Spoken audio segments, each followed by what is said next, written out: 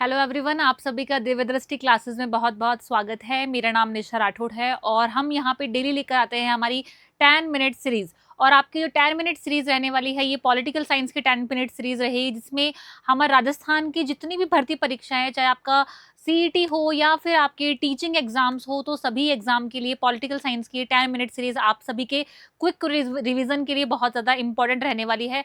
तो आइए विद्यार्थियों ने हम शुरू करते हैं। आज की क्लास का हमारा टॉपिक रहने वाला है राष्ट्रपति या प्रेसिडेंट की हम बात करेंगे। तो इस टॉपिक के अंदर हम बात करते हैं। सबसे पहले आपका देखो, यहाँ पे मैंने आर्टिकल्स यहाँ पे सारे के सारे लिख दिए हैं। तो आर्टिकल 52 के अंदर हमारे यहाँ पे संविधान में क्या लिखा गया है कि क्या होगा, राष्ट्रपति यहाँ पे होगा। आर्टिकल 53 के अंदर संघ की जो कार्यपालिका शक्ति है वो निहित रहेगी आपके राष्ट्रपति के अंदर। आगे है आपका आर्टिकल 54 जो कहता है कि राष्ट्रपति का निर्वाचन यहाँ पे होगा। और राष्ट्रपति के निर्वाचन की बात करते हैं कि कैसे यहाँ पर निर्वाचन होगा, तो हम यहाँ लिख सकते हैं कि कैसे की बात करता है कि कैसे निर्वाचन होगा।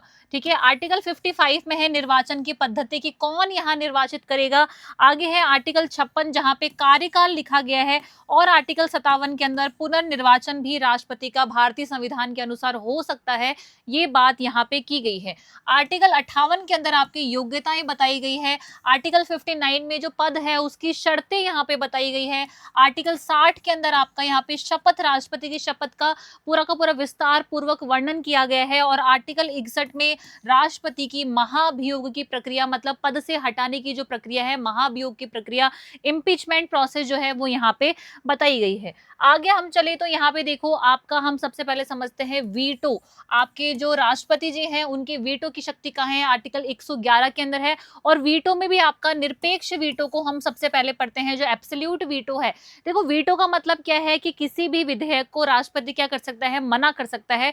तो वीटो भी क्या है, आपके 3 टाइप के हम यहाँ पढ़ेंगे। निरपेक्ष वीटो की बात करते हैं, यहाँ पे क्या होगा, अनुमति राष्ट्रपति नहीं देगा विधेयक को। ठीक है, आगे देखें तो यहाँ पे पुनर्विचार के लिए क्या कर सकता है, लौटा सकता है। तो जो विधेयक होगा उसे अनुमति नहीं मिलेगी, पुनर्विचार के लिए लौटाया जाएगा। आगे देखें तो ये किस किस के लिए होगा, एक तो जो आपके प्राइवेट बिल्स होते हैं वो उन्हें क्या कर सकता है, उन्हें अनुमति देने से मना कर सकता है।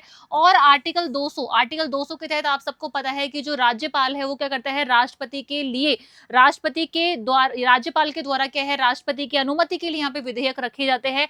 तो आर्टिकल 200 भी इसके तहत यहाँ पे आएगा। तो प्राइवेट बिल्स और जो आर्टिकल 200 के तहत जो राज्यपाल ने जो विधेयक रखे हैं वो राष्ट्रपति क्या कर सकता है, उनको अनुमति देने से मना कर सकता है और पुनर्विचार के लिए लौटा सकता है। नोट आपको ध्यान रखना है कि धन विधेयक इसमें नहीं आएगा और संविधान संशोधन विधेयक भी है वो इसके अंदर नहीं आएगा। तो इन दोनों को ही आपको यहाँ पे ध्यान रखना है। आगे हम चले इसके अंदर तो आगे है आपका निलंबनकारी वीटो, जो आपका सस्पेंसिव वीटो है। मैं इसको इंग्लिश में भी लिख देती हूँ, सस्पेंसिव वीटो। तो सस्पेंसिव वीटो की अगर हम बात करें तो यहाँ पे क्या है, पुनर्विचार के लिए राष्ट्रपति क्या करेगा, उस विधेयक को भेज सकता है। तो पुनर्विचार के लिए भेज सकता है। और क्या होगा, अगर मान लो संसद द्वारा जो विधेयक भेजा गया था अगर वो फिर से लौट कर आ जाता है तो इस बार क्या है, राष्ट्रपति साइन करने के लिए बाध्य होगा। तो आपको ध्यान रखना है कि संसद द्वारा जो वापस विधेयक भेजा है उस पर साइन करना क्या होगा, राष्ट्रपति के लिए इस बार अनिवार्य होगा। तो एक बार ही जो राष्ट्रपति है वो पुनर्विचार के लिए भेज सकता है। और ये क्या होता है, इसे हम सशर्त वीटो कहते हैं, सशर्त वीटो। इसके साथ ही अगर हम आपको एक नोट देख सकते हैं कि दोबारा भेजा गया जो विधेयक होगा वो क्या है, संसद द्वारा विशेष बहुमत द्वारा अनिवार्य नहीं है। मतलब जो विधेयक वापस संसद से आया है लौटकर, उसमें संसद का विशेष जो बहुमत है उसकी आवश्यकता नहीं रहेगी, आपको ये ध्यान रखना है।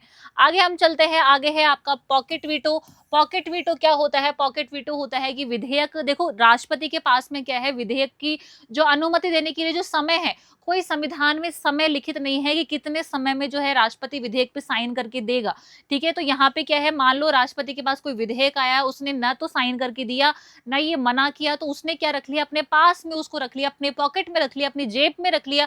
तो विधेयक पर जो अनुमति है उसकी समय सीमा क्या है, यहाँ पे नहीं बताई गई है। तो वो क्या कहलाता है, आपका पॉकेट वीटो कहलाता है। आपको ध्यान रखना है, एग्जाम्पल 1986 में एक बार ही पॉकेट वीटो का यूज हुआ है। ज्ञानी जेल सिंह जी क्या थे, हमारे प्रेसिडेंट थे। उन्होंने भारतीय डाकघर, एक अधिनियम आया था 1986 में जो क्या कर रहा था, प्रेस की जो स्वतंत्रता है उसके खिलाफ था। इसलिए क्या किया था, इसका पॉकेट वीटो का सबसे पहले यूज यहाँ पे ज्ञानी जेल सिंह जी ने 1986 में किया है। आगे हम चले तो आपका महाभियोग के बारे में देखते हैं। राष्ट्रपति के महाभियोग का आधार क्या है, जब वो क्या करता है, संविधान का उल्लंघन करता है। तो संविधान का उल्लंघन ही क्या है, महाभियोग का आधार है, आर्टिकल 61 में लिखा गया है। इसमें क्या होता है, सबसे पहले किसी भी सदन से क्या हो सकता है, महाभियोग की प्रक्रिया को प्रस्तावित किया सकता है। इसके लिए 14 दिन पहले का पूर्व नोटिस दिया जाएगा राष्ट्रपति को। ठीक है, 14 दिन पहले का क्या होगा, यहाँ पे प्री नोटिस यहाँ पे राष्ट्रपति को दिया जाएगा। और इसके साथ ही आपको क्या ध्यान रखना है कि यहाँ पे जो प्रस्ताव पारित होगा, मतलब जिस भी सदन में, यहाँ पे जिस भी सदन में क्या होगा, पहले प्रस्ताव पारित होगा, उस सदन को क्या करना पड़ेगा, उस सदन के टोटल सदस्यों में से 1/4 जो सदस्य हैं उन्हें क्या करना होगा, साइन करना होगा प्रस्ताव को पारित करने के लिए, कि भाई राष्ट्रपति का क्या करना है, अब हमें महाभियोग की प्रक्रिया को चलाना है। तो लोकसभा, राज्यसभा किसी में भी पहले ये प्रस्ताव पारित हो सकता है, 1/4 सदस्यों का प्रस्ताव पे साइन चाहिए। फिर क्या होगा, वहां पे जो सदन होगा जिसने प्रस्ताव पारित किया है वो जांच करेगा। जांच के बाद मान लीजिए यहाँ पे राष्ट्रपति क्या है, राष्ट्रपति ने संविधान का उल्लंघन किया है, ऐसा जांच में पारित हो जाता है, साबित हो जाता है, तो सदन के 2/3 सदस्यों के क्या चाहिए, यहाँ पे साइन चाहिए। और इस साइन के बाद में दूसरे सदन में क्या होगा, ये जो प्रस्ताव है ये भेज दिया जाएगा। और सेम दूसरा सदन भी क्या करेगा, यहाँ पे यही प्रक्रिया दोहराएगा, 2/3 सदस्यों के साइन हो जाएंगे। और जब दोनों सदन से प्रस्ताव पारित हो जाएगा तो महाभियोग की प्रक्रिया पूर्ण होने के साथ ही राष्ट्रपति को उसके पद से हटा दिया जाएगा। नेक्स्ट चलते हैं हम यहाँ से। नेक्स्ट है आपका यहाँ पे आर्टिकल 54, निर्वाचन कौन करेगा। निर्वाचन की जो प्रक्रिया थी उसकी बात करते हैं हम, कि संसद के दोनों सदन क्या कर सकते हैं, निर्वाचन में भाग लेते हैं। तो आपको ध्यान रखना है, संसद के दोनों सदन जो है निर्वाचन में भाग लेंगे, लेकिन कौन से सदस्य होंगे, सिर्फ निर्वाचित सदस्य, जो इलेक्टेड मेंबर्स होंगे पार्लियामेंट के, वही क्या करेंगे, आपके निर्वाचन में भाग लेंगे, राष्ट्रपति के निर्वाचन में। और कौन भाग लेगा, राज्य विधानसभा के भी निर्वाचित सदस्य, जो राज्य विधानसभा है उसके भी निर्वाचित सदस्य क्या करेंगे, राष्ट्रपति की जो निर्वाचन की जो प्रक्रिया है, जो इलेक्शन है, इसमें भाग लेंगे। और आपको यहाँ पे सबसे इंपॉर्टेंट बात ध्यान रखनी है, जो 17वां संविधान संशोधन है, 17वां संविधान संशोधन है, 70th, वहां पे क्या हुआ था 1992 में, जो दिल्ली है और साथ में ही जो पुडुचेरी कौन है, दोनों ही हमारे केंद्र शासित प्रदेश है, यूनियन टेरिटरीज हैं, इनके भी जो विधानसभा के सदस्य हैं, निर्वाचित सदस्य, उन्हें राष्ट्रपति की निर्वाचन की प्रक्रिया में जोड़ा गया है। तो आपको ध्यान रखना है कि लोकसभा और राज्यसभा के निर्वाचित सदस्य, जितने भी राज्य विधानसभाएं हैं उनके निर्वाचित सदस्य, और दिल्ली और पुडुचेरी के भी राज्य विधानसभा के निर्वाचित सदस्य। ठीक है, आपको ध्यान रखना है। आगे चलते हैं, आर्टिकल 55 के बारे में देखते हैं, जहां पे क्या है, निर्वाचन पद्धति को बताया गया है। और निर्वाचन पद्धति में आपके जो आनुपातिक प्रतिनिधित्व प्रणाली है, ठीक है, इसका यूज किया जाएगा। सिंगल ट्रांसफरेबल वोट सिस्टम, जिसे हम एकल संक्रमणीय मत प्रणाली कहते हैं, इसका यूज होगा।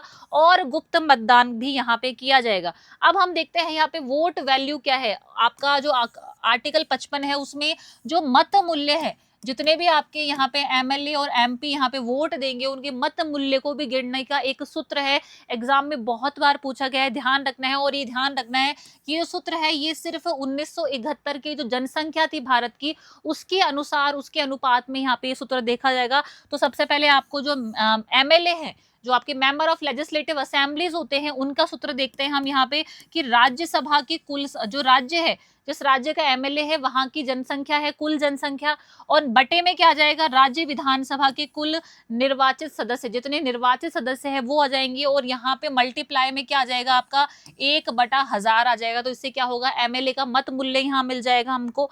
आगे देखें तो आपका एमपी जो है, मेंबर ऑफ पार्लियामेंट, इसके लिए क्या फॉर्मूला है कि सभी जो एमएलए होंगे, जितने भी आपके एमएलए हैं, उनके वोट का कुल मूल्य और आपके सभी निर्वाचित जो एमपी है उनकी कुल संख्या क्या है, तो इसको डिवाइड करके क्या है, आपको एमपी का वोट वैल्यू मिल जाएगा। आर्टिकल 71 देखते हैं कि जो चुनाव है, चुनाव संबंधी जितने भी आपके विवाद है, जितने भी डिस्प्यूट होंगे राष्ट्रपति के चुनाव संबंधी, तो वो कौन सॉल्व करेगा, वो हमारा सुप्रीम कोर्ट, हमारा जो उच्चतम न्यायालय है, उच्चतम न्यायालय क्या करेगा, इसे यहाँ पे जितने भी डिस्प्यूट्स है, आपकी राष्ट्रपति हो या फिर साथ में ही आपका कौन हो, वाइस प्रेसिडेंट हो, उन दोनों की चुनाव संबंधी डिस्प्यूट्स को कौन सॉल्व करने वाला है, सुप्रीम कोर्ट यहाँ सॉल्व करने वाला है। आगे देखिए तो 108 के अंदर क्या बताई गई है, जॉइंट सिटिंग कमेटी बताई गई है, संयुक्त अधिवेशन की बात 108 के अंदर है। नेक्स्ट चलते हैं हम यहाँ से, त्याग पत्र की बात। त्याग पत्र किसको देता है राष्ट्रपति? और त्याग पत्र देता है उपराष्ट्रपति को। आर्टिकल 62(1) के अंदर लिखा गया है कि जब राष्ट्रपति का पद है उसकी रिक्ति हो जाएगी तो 6 महीने में, 6 माह में क्या करवाना पड़ेगा आपको? चुनाव करवाना पड़ेगा। नेक्स्ट चलते हैं, योग्यता देखते हैं। आर्टिकल 58 में योग्यताएं थी राष्ट्रपति की। क्या होना चाहिए? सबसे पहले भारत का नागरिक होना चाहिए, लेकिन एक चीज ध्यान रखनी है कि जन्म से नागरिक हो ऐसा संविधान में नहीं लिखा गया है, सिर्फ क्या हो? भारत का नागरिक हो। आगे देखते हैं, 35 वर्ष की आयु जो है पूर्ण कर चुका हो, लाभ के पद पर ना हो और लोकसभा के सदस्य की निर्वाचित होने की योग्यता रखता हो। तो ये सभी क्या है? ये सभी जो योग्यताएं हैं एक राष्ट्रपति में, राष्ट्रपति का जो राष्ट्रपति होता है उसके अंदर होनी चाहिए। आगे देखते हैं, राष्ट्रपति पद का जो चुनाव है, चुनाव का नामांकन के लिए एक सिक्योरिटी डिपॉजिट होता है। सिक्योरिटी डिपॉजिट में आपको कितने रुपए जमा करवाने पड़ते हैं? अगर आप पद के लिए चुनाव लड़ने जा रहे हो तो सिक्योरिटी डिपॉजिट जो जमानत राशि है उसमें 15,000 रुपए की जमानत राशि है। और कितने होने चाहिए? 50 प्रस्तावकों की जरूरत है और 50 ही अनुमोदकों की जरूरत है। आगे देखते हैं हम, आर्टिकल 72 में क्या दिया गया है? क्षमादान की प्रक्रिया राष्ट्रपति की दी गई है। आर्टिकल 123 के अंदर अध्यादेश की प्रक्रिया दी गई है। और आर्टिकल 143 में राष्ट्रपति क्या कर सकता है? न्यायालय से परामर्श मांग सकता है। तो ये सभी बात कहाँ लिखी गई है? ये सभी बात इन आर्टिकल्स में लिखी गई है। और आई होप कि, मुझे ऐसा लगता है कि जो आज का हमारा टॉपिक था राष्ट्रपति, आपको फटाफट से सभी का सभी एक बार में 10 मिनट में रिवाइज करने के लिए सबसे बेटर तरीके से मैंने आपको समझाया। सभी के सभी अनुच्छेद हमने यहाँ पे पढ़े और राष्ट्रपति से संबंधित जितनी भी बातें हो सकती थी 10 मिनट में हमने कवर करने की कोशिश की है। तो आई होप कि आज की क्लास में आप सभी को बहुत सारी चीजें सीखने को मिली होगी। और ये जो क्लासेस है ये एग्जाम की जस्ट नियर बाय, जब हमारी जस्ट नियर बाय जब भी हमारे एग्जाम्स होते हैं तब हम पढ़ते हैं, तो काफी अच्छे से काफी सारी चीजें जो है यहाँ से क्लियर की जा सकती है। तो चलिए स्टूडेंट्स, आज की क्लास को हम यहीं कंप्लीट करते हैं। Thank you so much once again.